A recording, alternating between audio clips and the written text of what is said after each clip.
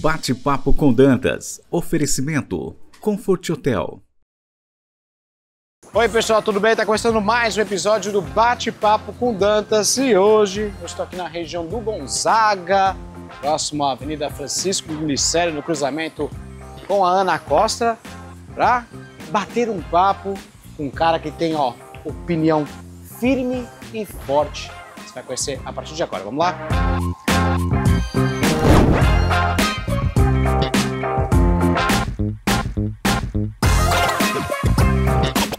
Bom, a gente agora está no local, a pessoa que tem opinião forte, opinião decisiva, é ele, Roberto Mohamed. Tudo bem, Roberto? E aí, Thiago? Tudo bem? Maravilha, obrigado aí por nos receber aqui no seu escritório. O Roberto, o bate-papo com o Dantas é uma pegada diferente, então vamos deixar opiniões mais calmas. Eu sei que você é um grande fã de música, rock. De onde vem essa pegada? Da adolescência. Eu fui músico, eu tinha uma banda e há um momento em que eu tive que decidir entre trabalhar e continuar. Né? Em Santos já era um problema, estava começando a ir para a banda, estava começando a ir para São Paulo, mas não conseguia ainda se manter. E aí Qual chegou o nome da uma hora banda? que você tinha que trabalhar. Não tinha, não era tinha conhecido, a gente não tocava repertório dos outros, então a gente não tocava em bares. A minha época foi a época de abertura do Torto no Canal 4, ainda havia Carranca, os bares do Caldeira, mas a gente fazia autoral, e aí era aquela coisa, dependia de uma data no heavy metal, que ficava ali na Avenida da Praia, então a gente ainda não tinha, a gente era muito purista na época, né? E nossos ídolos eram o Terço, os Mutantes, as bandas dos anos 70. E aí chegou a hora que eu tive que fazer a opção. Mas a minha primeira opção, eu comecei a trabalhar em banco, com 18 anos. Banco Mercantil do Brasil, que hoje chama-se Banco Mercantil, é o único banco regional brasileiro, que é um banco mineiro. E comecei a fazer jornalismo. Na Católica. Depois, Direito veio em 1988. Antes eu fiz jornalismo na Católica, na classe da Rosana Cerqueira, que hoje está na Globo News. Rosana Major, que foi assessora na Prefeitura de Santos. E era uma turma, era a minha paixão. Depois eu fui para a paixão do meu pai, que era que eu tivesse feito Direito. Aí fui fazer Direito e foi onde eu me encontrei. Você chegou a atuar no jornalismo? Não, já fui direto para o Direito. O jornalismo ressurge quando eu fui convidado para fazer o Opinião. Isso na antiga TV Mar? Convidado na antiga TV Mar, como convidado. Já tinha feito alguns programas na TV Santa Cecília, programas regionais, mas aí eu fui convidado para fazer Opinião e o Gastone viu a minha participação no programa como convidado para falar de previdência privada. Eu nunca mais saí. Aí me tornei o segundo comentarista, né? O primeiro era o Aloysio, que fazia 3 vezes por semana. Eu fazia às vezes e cobria as férias do Aloysio, inclusive. Olha só, época saudosa de TV Mar, Gastone Rio, hoje em dia é TV Record. 9 anos no Opinião. Mas você também trabalhou na TVB, não foi? Eu fazia por causa de um grande amigo que tinha pego o jornalismo da TV Brasil para fazer, que naquela época era SBT, que era o Barazal. E o Barazal me convidou e eu fazia muito com ele. Inclusive, a primeira entrevista do Papa, quando foi eleito prefeito de Santos, foi com a gente. Isso foi em 2004? Na TVB, isso. Perfeito. Se não fosse o jornalismo e a advocacia, teria seguido a carreira musical? Teria. Sempre foi a minha paixão. Eu sou um cara, tanto que eu tenho planos, né, de fazer um podcast. Eu estou montando um estúdio de podcasts em São Paulo. E eu vou fazer com o Regis Tadeu e o Sérgio Martins, nós vamos fazer um podcast de música para a internet, só sobre música, né? Eu sou daquele cara que sabe a ficha técnica do disco, quem toca o quê, quem não toca, sempre foi assim. Tanto que o meu papel como produtor do 14 Bis, porque eu, além do escritório, tenho a produtora, que produz o Opinião Litoral, eu tenho, quem seleciona repertório sou eu interfiro nos arranjos, converso com eles. Eu não abandonei totalmente. Hoje, por exemplo, a guitarra, que era o meu instrumento, eu tenho uma coleção de guitarras. Mas tocar mesmo, acho que há 20 anos eu não pego num instrumento. Sério? O Cláudio Venturini me desafiou no meu aniversário, mas eu já não quero passar vergonha. 20 anos? 20 anos. Você perde habilidade, você perde velocidade, você perde tudo. Isso não tem jeito. Caramba. Ô, Roberto, e de onde veio essa amizade, essa parceria com o Regis Tadeu? Eu sempre fui fã do Regis, porque o Regis fala o que pensa em termos de música, né? Sempre gostei muito dele.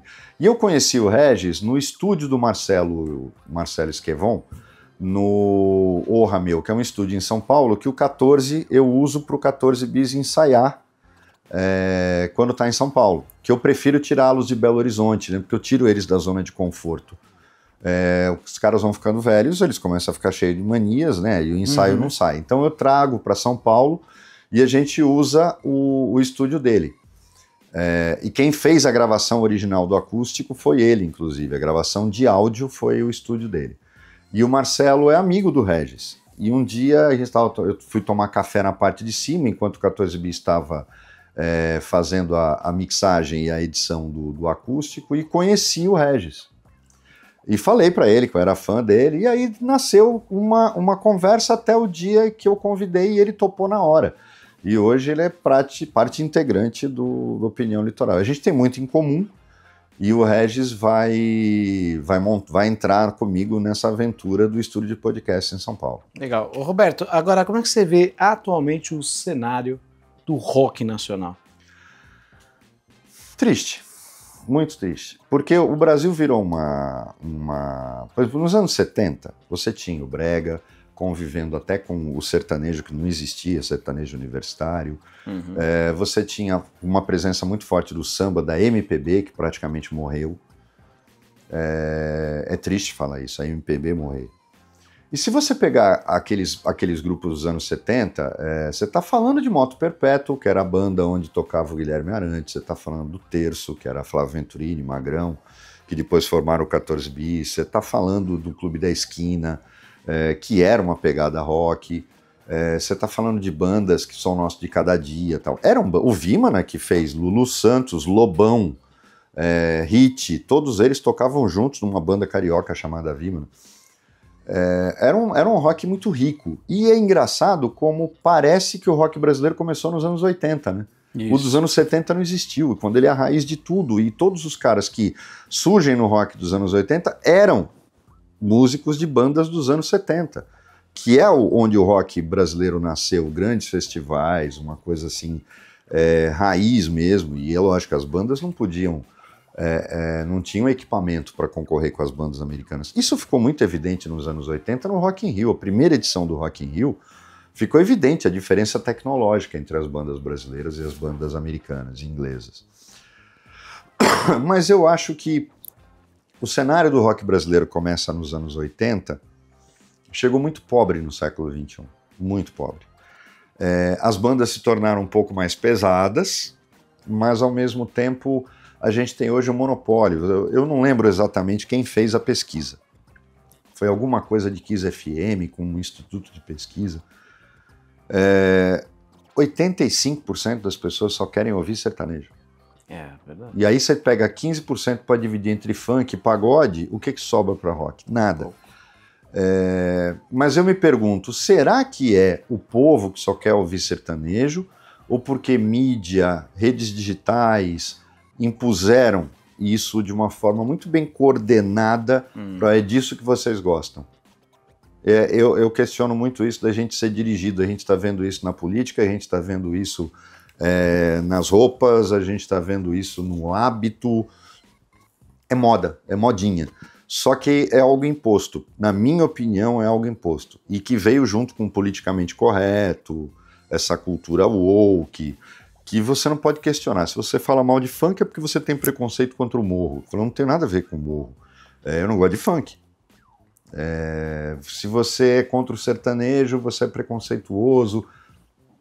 As bandas de sertanejo hoje, eu vou muito em show, minha mulher gosta. E eu acho que casal só dá certo quando ela me acompanha nos shows de rock que eu quero ver e eu acompanho ela nos shows de sertanejo. As bandas que acompanham esses artistas são bandas de rock. É inacreditável. Bruno Marrone, Chitãozinho Chororó, Leonardo. As bandas têm os melhores músicos brasileiros, que precisam viver, vão tocar sertanejo, mas você vê a pegada dos arranjos e tal, que não é sertanejo. É um brega chique mais pesado. Então você nota que acaba ocupando os espaços por onde o rock não consegue penetrar. O que me incomoda é aquela pasteurização, o mesmo tipo de letra, né? Ou eu sou corno, você é corna, eu te amo, você não me ama. As letras são todas iguais. Você acredita que isso seja imposto pelas mídias sociais? Sim, não tem dúvida, não tem dúvida. Você vê o Serginho Groisman no programa dele anunciar umas bombas como se fossem, assim, artistas históricos, sabe? No nível de um Milton Nascimento. E as mídias sociais, inclusive, mudando um pouco de assunto, mas ainda seguindo no setor de mídias sociais, eles empurram, inclusive, a política nacional? Também. Mas, por exemplo, aí você vê que quando você permite que o povo escolha, é diferente. Vou dar 3 exemplos para você. A turnê de despedida do Milton, que, na verdade, foi precedida de uma turnê dos 50 anos do Clube da Esquina. Sim. Lotaram estádios nas duas. Sim. Titãs. Lotaram estádios. Uma turnê que era feita para 10 shows virou quase 1 ano e meio de excursão. O maior faturamento da história do pop brasileiro para uma banda de rock que estava voltando para fazer uma turnê de reencontro. Então, só esses 2 isolados, e agora a gente tem, coroando isso, a turnê do Gil. Sim. Lotando Allianz Parque, lotando estádios e tal. Quer dizer, as pessoas querem boa música. As pessoas querem isso. O problema é ter. Né? O problema é a imposição de monocultura. Esse é o problema do Brasil. É monocultura. Mas apenas no Brasil ou no mundo todo dessa forma?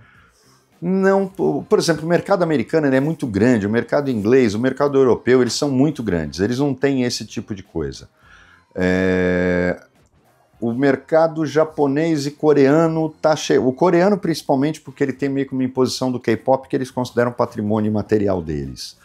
Mas, por exemplo, na Inglaterra, as maiores bandas de rock que a gente teve nos anos 60 e 70 eram inglesas, não eram americanas. O americano inventou o rock e o inglês lhe deu dignidade. Verdade. Aí você tem, na Inglaterra, espaço para tudo, na França, espaço para tudo, na Alemanha, espaço para tudo, tem grandes bandas alemãs, grandes bandas francesas, principalmente nos Estados Unidos, a música country tem o espaço dela, o funk americano, que é completamente diferente do nosso, tem o espaço dele até hoje, o folk, o rock, o soul, o blues, tudo lá tem espaço. Mas a gente está falando de um mercado que não é só consumidor de bugiganga ou de alimento processado, também é consumidor de cultura de vários aspectos. O Brasil tem uma história diferente. Então, no Brasil, por exemplo, cinema brasileiro. Aí o boom do cinema brasileiro, uma época, passou a ser comédia. Só faziam comédia. Aí agora são filmes que têm um fundo histórico de retratar o que foi a ditadura e tal, e aí todo mundo vai e corre para isso. Então, o Brasil tem o problema da monocultura. Esse é o problema. A mania, a moda, o que todo mundo está fazendo. Eu acho que isso afeta a cabeça, por exemplo, do adolescente até na hora de escolher faculdade. Ele vai pelo momento, só que quando ele esquece que pode ser que ele se forme e aquela necessidade daquele tipo de profissional não exista mais. Com certeza. Então, o Brasil tem esse problema e é o que nos condena ao atraso, na minha opinião. A gente é monocultural. Na verdade, a gente só fala de um assunto de cada vez. E é esse o nosso grande problema. É em música, é em arte, é em jornalismo, é na política, é no planejamento de vida. A gente só consegue falar de um assunto por vez. Então, quem vai suceder o sertanejo, que já está durando até muito tempo, não sei. Mas eu ouvi outro dia uma coisa, eu já sei por causa disso, vão me crucificar. Eu sei que muita gente gosta, eu gostava da voz dela, não gostava das músicas, porque eu não gosto de sertanejo, mas Marília Mendonça.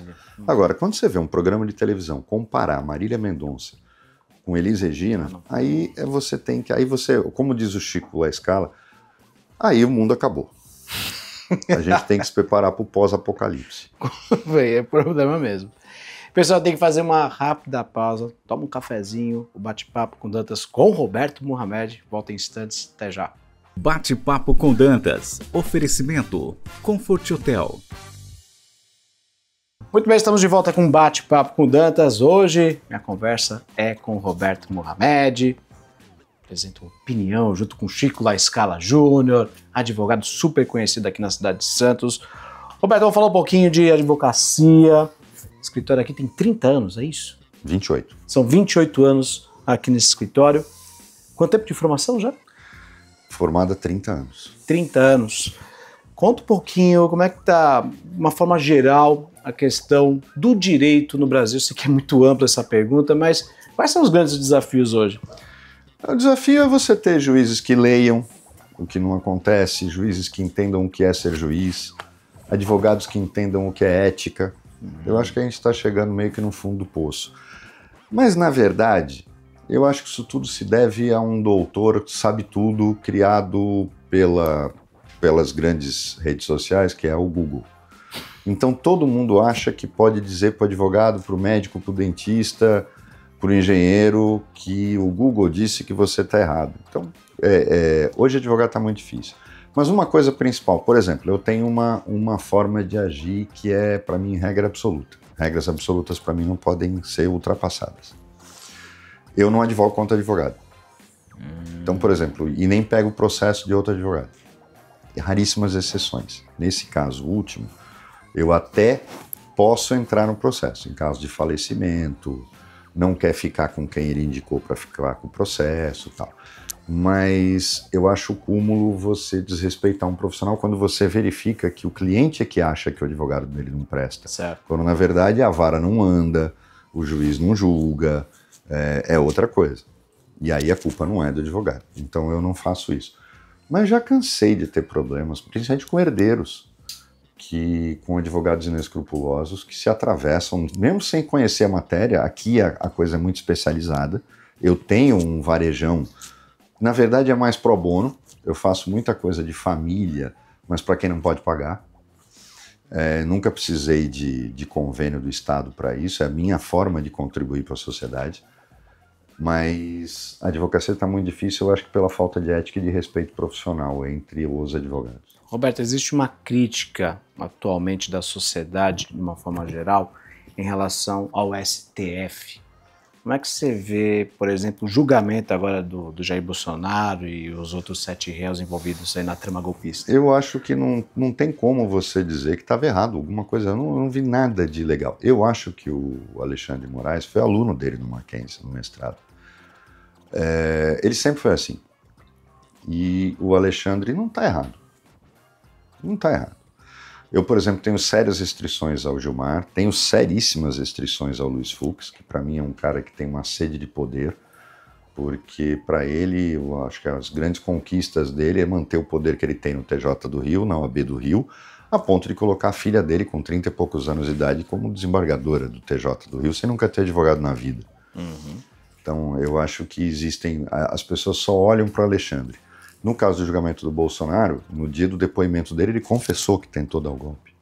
Então não é possível que as pessoas ainda digam que é uma ditadura, que ele é um tirano. O Bolsonaro disse, houve conversas. Eu não acho que... Eu não critico o STF, critico sim. A gente tem um tribunal que virou balcão de negócios. Eu acho que é onde tem que se ter uma mudança muito profunda, que é o STJ. O Superior Tribunal de Justiça tem proferido decisões assim totalmente divorciadas da sociedade. Perfeito. E aí eu acho que é muito perigoso, porque ele é o tribunal técnico. O Supremo escolhe o que vai julgar. Né? É no STJ que a maior parte das ações para. E eu acho isso muito perigoso quando o tribunal começa a não ter mais critério de julgamento. Perfeito. Vamos aliviar um pouquinho o tom. Vamos falar de coisas para relaxar. Aqui na cidade de Santos, o que você gosta de fazer durante o final de semana? Vamos respirar um pouco. Eu vou falar uma coisa agora que vai soar... Eu amo minha cidade, né? Mas o que eu faço para relaxar no fim de semana é sair dela. É mesmo? Por quê, Roberto? Eu acho que Santos se tornou uma cidade chata no final de semana. não é perigosa, eu gosto de Santos, eu gosto de andar aqui, mas eu costumo ir para o litoral norte, eu costumo ir para São Paulo, tenho apartamento lá, porque eu tenho escritório lá. Eu adoro viajar, eu acho que é o que você leva da vida, são as experiências que você tem. E eu não sou um cara que gosta de viajar como turista. Por exemplo, eu teve uma época, eu acho que vai aí uns 20 anos, ou 18 anos, eu corri o Brasil inteiro fazendo palestra, mas era assim, tipo, a viagem, eu cheguei a fazer em 15 dias 10 capitais. Caramba!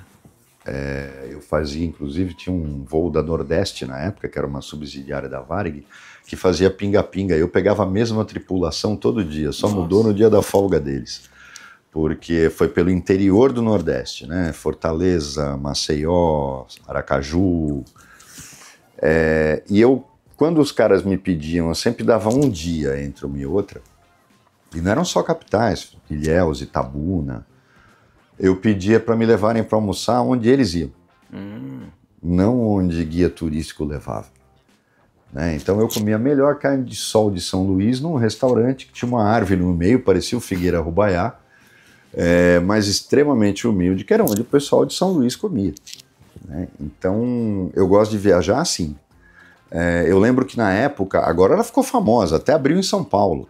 Mas, por exemplo, todo mundo só falava em Salvador do bagaço ou do Iemanjá. E aí eu descobri o Quimuqueca, que um baiano que estava me recepcionando lá me levou para conhecer. E tinham 3, por quê? Porque era a mulher e as 2 filhas, então só tinha 3 restaurantes, 3 endereços, porque ela não tinha outra filha para colocar na cozinha, porque eram elas que ficavam na cozinha. E foi a melhor muqueca que eu comi na minha vida. E toda vez que eu vou para lá, eu gosto de Iemanjá, mas vou para lá.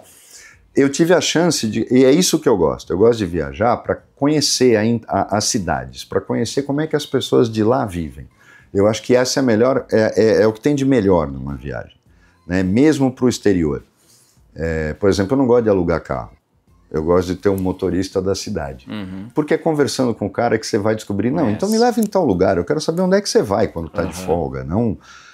eu acho isso muito mais legal. Se você virar escravo do Waze ou do Google Maps e alugar um carro, então você fica isolado, você não conversa com as pessoas.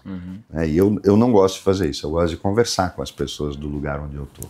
Roberto, as viagens, tô vendo, tem um avião aqui, geralmente, dependendo da distância, aviões. De onde vem paixão por avião? Então, eu fui advogado do Sindicato Nacional dos Aeronautas no setor dos iniciados políticos, que era o pessoal da VASP, que tinha sido mandado embora durante uma greve, quando ela ainda era estatal.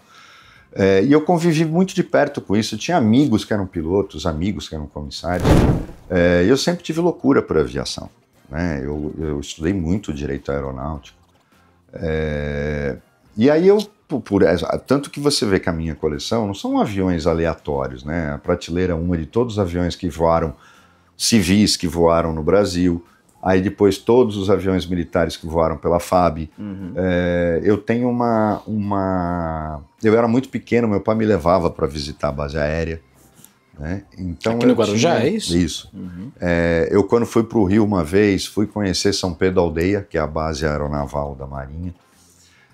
Eu sempre tive essa coisa de fixação nesse tipo de coisa. Tanto que quando eu fui para Nova York, a primeira vez, a primeira coisa que eu fui foi visitar o Intrepid, que é um porta-aviões museu que ele ficava na direção da rua onde eu estava. Falei, eu vou a pé.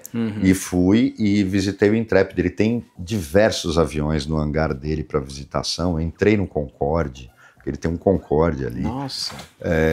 E é maravilhoso, eu adoro, eu tenho fixação por isso. Mas a coleção tem de tudo, né? Tem os personagens da minha infância, da minha adolescência. Eu fui juntando isso ao longo de 40 anos. E aí, hoje é o meu orgulho. Eu, quando morrer, vou deixar no testamento para colocar que vai virar um museu. Tem bastante coisa, inclusive, essa relíquia aqui. E temos...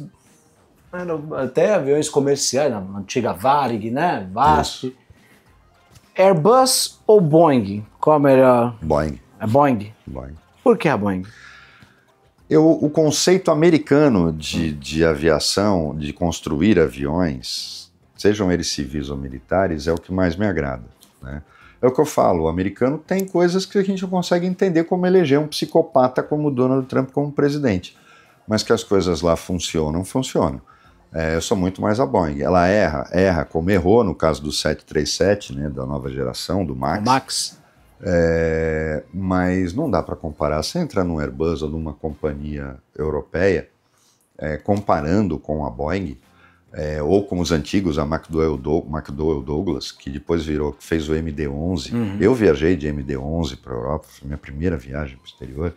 O avião era fantástico, aquele avião era maravilhoso. Não dá para comparar qualquer modelo da Airbus com o 777, com o 767 ou o 757, muito menos com o 747. São aviões maravilhosos, eu sou mais Boeing. E eu fico feliz porque a Embraer seguiu o estilo, embora ela tenha começado quando houve aquele projeto AMX com a Itália, a Embraer segue um padrão de aeronave americano, não segue o padrão europeu. Eu acho isso o segredo do sucesso da Embraer. A TR é um avião confiável? A TR é um avião confiável, sim, europeu, mas é um avião confiável. Para turbohélice, infelizmente a Embraer não entendeu que ela devia ter continuado no mercado, com um sucessor para o Bandeirante.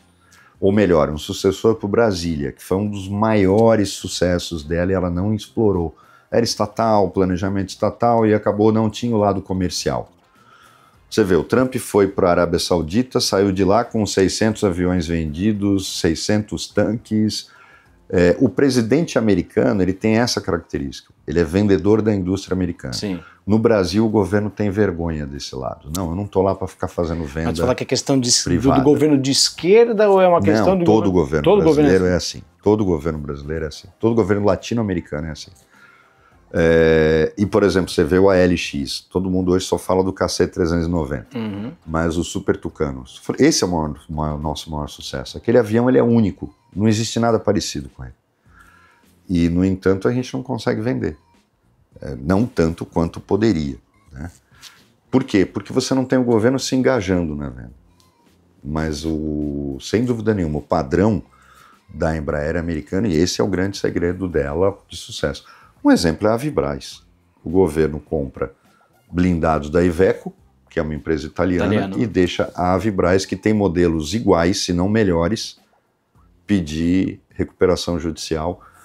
E com esse contrato que ele tem com a Iveco, ele salvava a Avibraz. Esse é o problema da mentalidade. Vê se você concebe a Força Aérea Americana comprando avião da Airbus ou da Dassault francesa. Nunca. Eles vão comprar de empresas americanas. E, infelizmente, a gente não tem essa mentalidade no nosso governo. Podia ter salvo a Avibraz e deixou ela ir para o buraco, premiando uma empresa italiana como a Iveco, que fez um produto que a Avibraz já faz há anos. Então, já que a gente falou de militares, falamos de Trump, falamos de França, falamos de governo brasileiro, existe agora uma certa pressão, inclusive, do governo americano em relação ao julgamento, né, de Jair Bolsonaro e os outros réus, de que talvez os Estados Unidos possam entrar até com força militar para tentar impedir alguma coisa do país. Não vai entrar nem na Venezuela. Não vai entrar nem na Venezuela, quanto mais no Brasil, isso não existe. Aquele cachorro que late, quando o carro para não sabe o que fazer com o pneu porque marca a boca dele. Vamos colocar bem claro, por que os Estados Unidos entraram na Guerra do Golfo? Por que os Estados Unidos entraram no Afeganistão? Por que eles entraram no Iraque? Porque Japão pagou a conta, a Alemanha pagou a conta, a França pagou a conta. O americano não consegue pagar um dia das tropas dele no exterior. Então, essa história é muito papo furado, é muita conversa fiada. Esse pessoal vive numa bolha. Outro dia eu vi um cara falando, olha, a inflação americana baixou, o Trump conseguiu fazer o déficit comercial diminuir. Gente, a dívida externa americana é 3 vezes o PIB. A nossa não chega a 63% do PIB. Eles precisam continuar devendo para continuar colocando dólar no mundo todo. Senão o dólar começa a ficar escasso e para de ser usado como moeda, que é esse o grande problema deles. É o BRICS falar de ter moeda própria. E não eles não tem aí para o Bolsonaro. Tanto que quando você ouve o Trump falando, ele não fala nada em relação ao Bolsonaro. É um cara que ele conheceu, ele não fala que é amigo dele, que está fazendo isso por ele. O Marco Rubio, que é o cara que intermediava a sociedade, porque essa história toda tem o seguinte, Eduardinho Bolsonaro maluquinho tem alguma influência lá? Nenhuma. é o Paulo Figueiredo, que era sócio do Trump num hotel no Rio de Janeiro.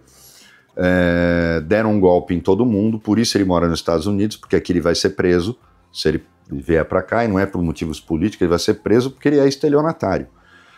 E quem era o sócio dele no estelionato? Donald Trump. Então ele tem porta aberta lá, porque, você foi meu sócio no golpe, golpistas têm ética entre si. E ele ouve, é o Paulo Figueiredo o artífice disso tudo, né? O Eduardo tá lá indo na Disney, comendo hambúrguer e tal, não tem essa bola toda.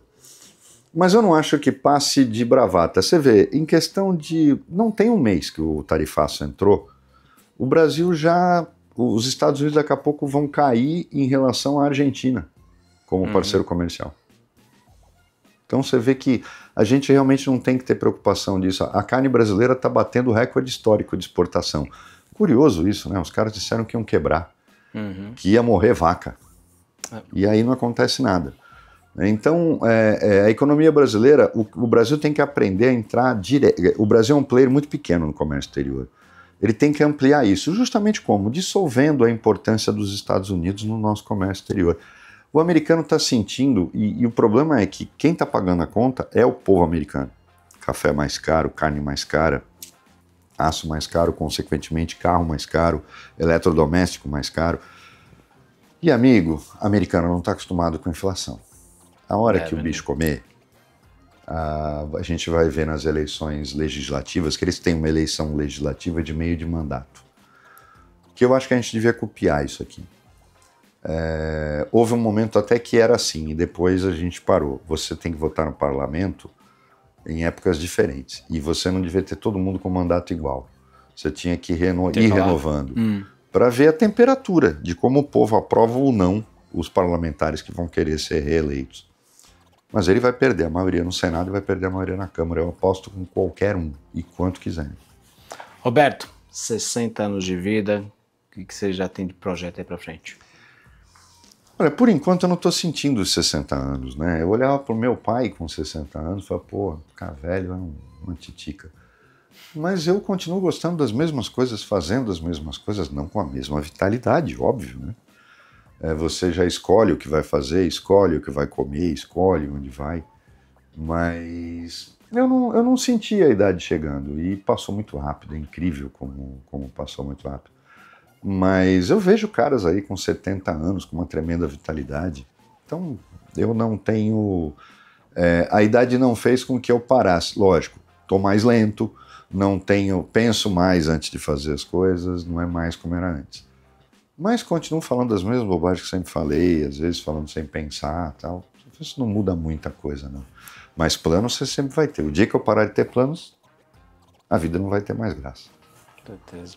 Roberto, obrigado mais uma vez pela sua entrevista. Você, enorme sabedoria, maravilhoso sempre trabalhar com você e ter você como parceiro lá na TV Cultura Litoral, viu?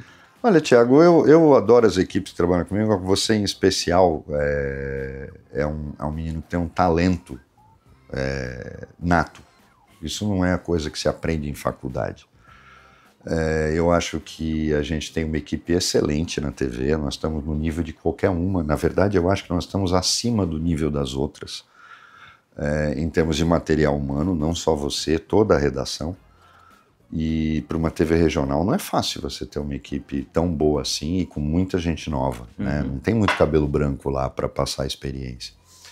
E eu me sinto muito feliz na minha casa, que é a Costa Norte, a TV Cultura Litoral, e tenho você como um braço direito na hora de fazer, porque a opinião também é jornalismo, além de ser debate. E não fosse o trabalho que você faz, a gente não conseguia ter o programa dando furo, fazendo coisas legais como a gente faz hoje. E eu tenho um carinho muito grande por você e por toda a equipe da TV. Sabe que é recíproco, viu? Obrigado. Pessoal, dessa forma a gente encerra o Bate-Papo com Dantas. Agradeço a sua companhia. Voltamos semana que vem, 7 da noite. Grande abraço. Até mais.